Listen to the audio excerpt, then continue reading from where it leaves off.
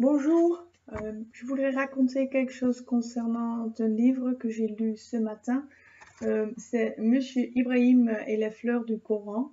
C'est un tout petit livre, juste 35 pages, c'est pas du tout beaucoup.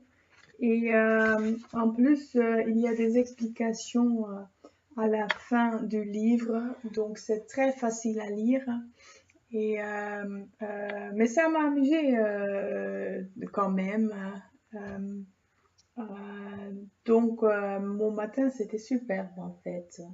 Pourquoi est-ce que j'ai choisi de lire ce livre? C'est parce que je l'ai trouvé à mon école, là où je travaille en ce moment, dans une armoire. Il y a 30 exemplaires, donc je me suis dit peut-être c'est quelque chose que je pourrais faire avec mes élèves qui sont au troisième. Et bah oui, je pourrais le lire, mais non, je vais pas le faire parce que c'est concernant les titres, c'est Monsieur Ibrahim et la fleur du Coran, donc on lit concernant le Coran. Et puis il y a Paris, il y a les musulmans. Et je crois que ce moment, c'est pas vraiment pour moi, comme prof de la langue française, le moment de lire ce livre. Je suis là juste pour quelques mois avec les élèves parce que je remplace quelqu'un qui est malade, donc je pense pas que je le ferai. Euh, Qu'est-ce que c'est l'histoire? C'est très simple en fait. C'est Paris.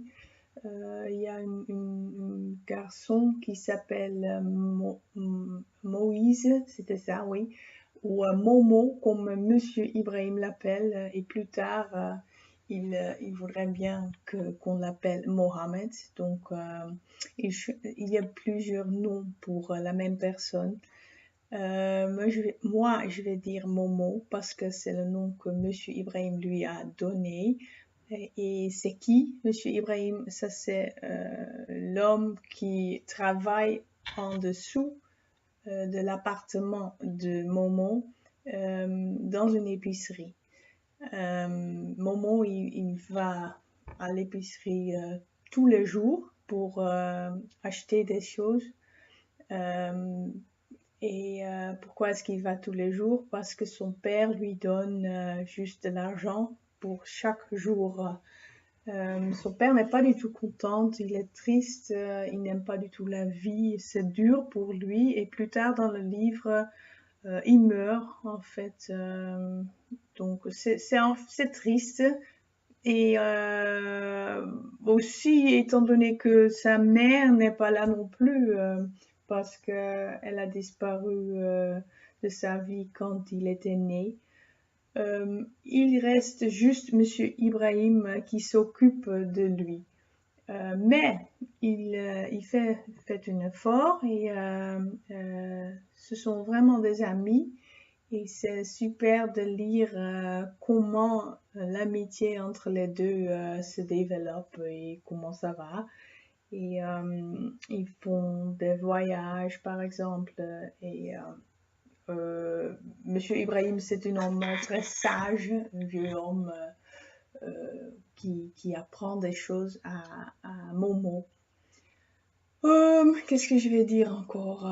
Bah oui, ils font un voyage vers Istanbul et malheureusement, Monsieur Ibrahim, il meurt là-bas. Et après cela, Momo hérite le Coran de Monsieur Ibrahim.